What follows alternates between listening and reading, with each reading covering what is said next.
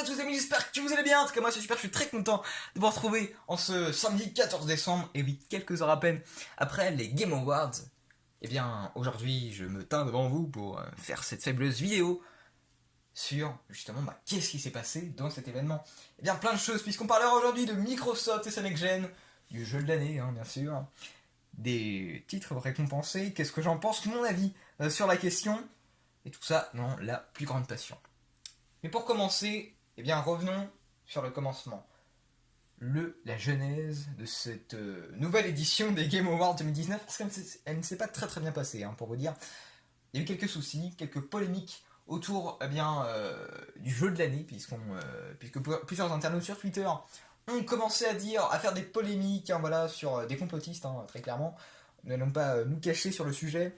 On dit très clairement que Geoff Keighley est un ami de Hideo Kojima, donc forcément le jeu de l'année ça serait Death Stranding, mais non, ça n'a pas été Death Stranding du tout, c'était Sekiro, mais on en reviendra plus tard. Donc du coup, tout ça pour vous dire que voilà, c'est une parole aussi que j'adresse aux complotistes, aux tweetos, parce que oui, avant les Game Awards, Geoff Keighley s'en est pris plein la gueule, parce que justement, on désignait le présentateur comme celui qui choisissait justement qui allait être le jeu de l'année. Et puis forcément, quand on est un petit peu plus intelligent, on va regarder sur le site des Game Awards, on descend, qu'est-ce qu'on a on a le descriptif justement de comment ça se déroule les nominations.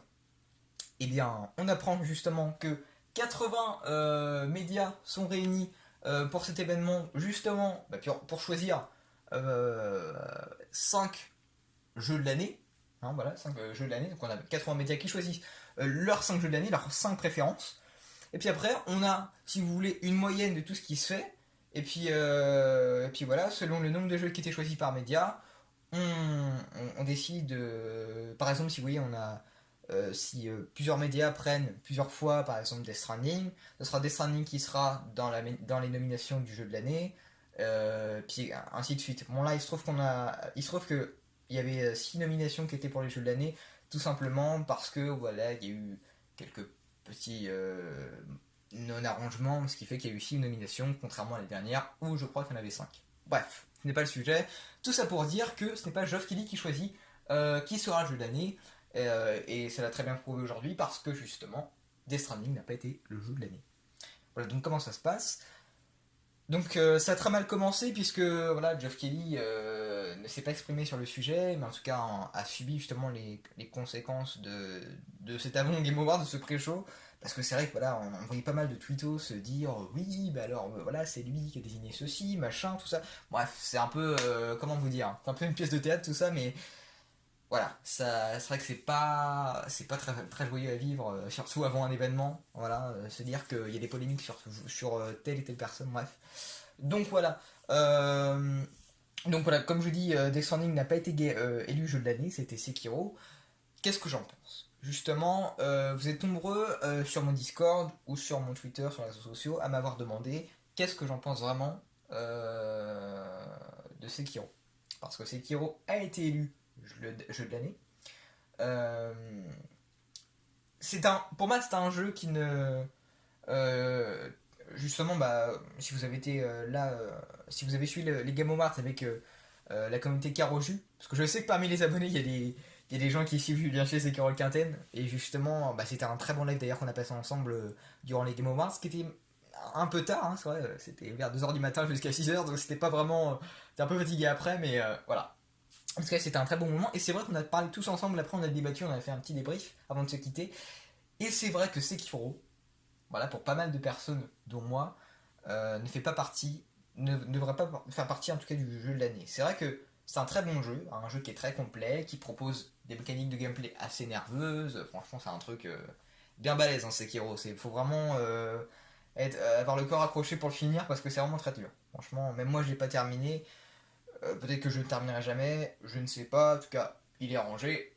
Peut-être que je reprendrai un jour, c'est vachement dur en tout cas. Parce que ça reprend un peu les méthodes de gameplay de Bloodborne ou de Dark Souls, où c'était vraiment des jeux assez nerveux, assez péchus, avec des combats de boss assez durs. Et c'est vrai que le faire jeu de l'année, pour moi, non, je l'accroche pas. Pour certains, c'est le jeu de l'année parce que justement, il y a des gens qui aiment hein, comment, le style de jeu. D'autres n'ont pas aimé Death Stranding parce que justement ils l'ont trouvé lent ou quoi que ce soit. Mais ça ne doit pas être pénalisant. C'est-à-dire que Death Stranding n'a pas été jeu de l'année pour plusieurs raisons. Peut-être à cause des polémiques, peut-être à cause de sa lenteur et donc du fait que certains joueurs n'ont pas aimé le jeu. Euh, et aussi à cause des notes, mais Death Stranding a eu de très bonnes notes comme Sekiro. Quand on regarde sur Metacritic, c'est quasiment équivalent et sur les autres aussi. Donc voilà, c'est un choix d'avoir nommé Sekiro jeu de l'année. Je respecte ce choix. C'est vrai que j'ai plutôt aimé le jeu dans sa direction artistique, dans son histoire. Mais c'est vrai que personnellement, moi, je n'aurais pas mis Sekiro en jeu de l'année. J'aurais plus personnellement, hein, voilà, je vais donner mon avis. J'aurais mis plus personnellement Death Stranding, Control. Même si Control n'était pas parfait, j'aurais quand même mis parce que voilà. C'est je trouve que c'est. Après, voilà, c'est mon style, mais je trouve que Control, ça correspond quand même à pas mal de personnes, dans le sens où c'est un jeu qui propose une histoire quand même plutôt bien aboutie, plutôt bien écrite, avec une direction artistique quand même assez dingue, hein, quand même, faut pas se le cacher. Et voilà, même, il y a des défauts partout dans tous les jeux. Un jeu n'est pas parfait de toute façon. Et c'est vrai que le nommer jeu de l'année c'est très compliqué, mais voilà, donc mes préférences, ça aurait été Death Stranding, Control, et, et Sekiro, oui. Sekiro, mais ça a été mon dernier choix. Voilà, voilà. Donc je sais pas ce que vous en pensez en tout cas, mais voilà, c'est un avis que je voulais vous faire part. Euh, mais à part ça, à part les Game Awards, à part justement, enfin si les Game Awards surtout, mais à part les nominations, je voulais dire, il y a eu pas mal d'annonces aussi. Hein, faut pas, c'est pas à négliger. Euh, il y a eu pas mal d'annonces. De très très grosses annonces. En particulier chez Microsoft. Et oui, parce que la nuit dernière, Phil Spencer a dévoilé la Xbox Scarlett. Enfin plutôt, la Xbox Series X. Et oui, parce que bah, c'est la Xbox Next Gen, mais elle a abandonné son nom Scarlett, qui avait été officialisé à l'E3 2019. Pardon. Et là, c'est vrai, là on a la console, on a le visuel, elle est magnifique. Elle est magnifique. Alors, elle ressemble un peu à une tour de PC, c'est vrai. Ça, c'est vrai que c'était à noter. Mais justement, c'est le design de la console qui fait son originalité.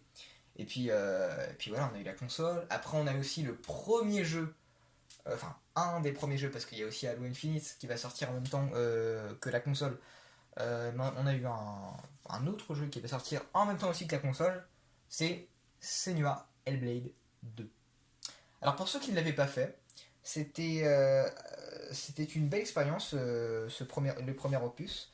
Alors c'était pas un jeu qui était très très long, c'est pas un jeu indé non plus, c'était quand même un jeu, c'était un jeu à petit budget, mais qui ressemblait un peu au dernier God of War, au dernier God of War 4 de Santa Monica. Et parce que voilà, c'était une histoire qui vous plongeait dans la folie, dans l'aventure, dans un monde un peu celtique. C'était quand même bien foutu. Et là, revoir ce deuxième opus, ça m'a fait une claque. Parce que le jeu, je suis désolé de le dire, mais il est magnifique. Il est magnifique. Là, ce qu'on va nous proposer pour cette Xbox Series X, c'est absolument dingue. Là, quand on regarde les images de ce nouveau Hellblade, je suis désolé, mais c'est photoréaliste. Là, c'est quand même in-engine, donc c'est quand même le moteur du jeu. C'est quand même ça la next-gen qui nous attend. Voilà, j'ai envie de vous dire que c'est un truc qu'on attendait depuis longtemps. Euh, on voyait ça dans les démos de Unreal Engine 4, et c'est vrai qu'à chaque fois quand on voyait ce genre de graphisme, voilà, de jeu photoréaliste, hein, voilà, on était toujours submergé d'émotions parce que oui, c'est impressionnant, enfin, ça pique les yeux, enfin, je sais pas comment vous dire, mais c'est, c'est juste incroyable, c'est juste fou à quel point c'est beau. Et quand on voit justement le premier jeu PS5 qui est annoncé aussi au Game Awards, là on se dit c'est pas la même chose quoi, c'est pas la même chose du tout. Oui, parce qu'un jeu a été annoncé au Game Awards pour la PS5 qui s'appelle Godfall, et franchement c'est pas les mêmes. C'est pas le même genre de jeu, j'ai envie de vous dire. C'est pas le même genre de jeu. On a un jeu qui est totalement différent euh, et que je trouve pas si beau que ça. On reste quand même sur un jeu qui ressemble un peu à la génération actuelle de PS4. Euh, donc voilà, à voir les autres exclusivités. Qu'est-ce qu'on aura aussi pour la PS5 à part ce jeu-là. Mais pour l'instant, voilà, celui qui gagne vraiment, c'est Microsoft et Phil Spencer, du coup, parce que il avait promis, souvenez-vous, qu'il ne ferait pas la même erreur qu'avec la Xbox One. Il y a eu un mauvais lancement, un prix trop cher pour la console qui proposait des choses un peu moins bonnes au niveau comment dire, du processeur par rapport à la PS4. Donc là, voilà, certaines choses vont être mieux pensées. Et ça fait du bien d'entendre ça parce que Xbox, c'est vrai que depuis 2 ans, ils essaient de remonter la pente et ça fait vraiment du bien de l'entendre en tout cas et de voir que les choses s'améliorent au mieux. Voilà, comme le fut un temps avec la Xbox 360. Et donc voilà toutes les annonces qui ont pu être faites, pardon. J'en perds mes mots. Je suis tellement excité par ça. Franchement, dès que j'ai vu la console, j'ai sursauté parce que waouh quoi. Enfin, c'est la next gen quoi. C'est maintenant, c'est tout de suite. Et donc voilà, toutes les annonces qui ont été faites durant ce TGA, c'est pas concrètement l'événement ne m'a pas énormément plu, ça m'a pas déçu aussi, mais voilà, franchement, je me dis qu'il vaut mieux maintenant se concentrer sur les annonces qui ont été faites plutôt que les prix qui ont été décernés. Voilà. Parce que sinon après, on va être déçu et voilà, c'est vrai que à côté des prix, on a comme de belles annonces, pas forcément des plus intéressantes, mais dans la majeure partie, on a eu quand même une, une des plus grosses, et c'était la next gen. Et franchement, on se doit quand même d'être content, nous joueurs, parce que c'est quand même vachement impressionnant, quoi. Voilà.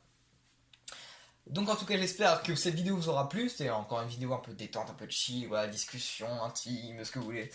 Parce que je suis très content de vous en avoir parlé parce que voilà, les Game Awards c'est terminé. On a notre jeu de l'année, on a aussi notre next gen qui commence très bientôt. On aura de nouvelles informations à venir, hein, bien évidemment, sur la PS5. Hein. Quelle réponse Sony donnera aux annonces de Microsoft? On verra bien. En tout cas, le match se jouera, en tout cas, pour moi, à l'E3 2020. Donc voilà tout ce que j'avais à vous dire. En tout cas, j'espère que cette vidéo vous aura plu. Je vous souhaite un bon visionnage et une bonne journée ou une bonne soirée selon quand vous regardez cette vidéo. Et on se retrouve très très bientôt pour de nouvelles aventures. A plus les gamers.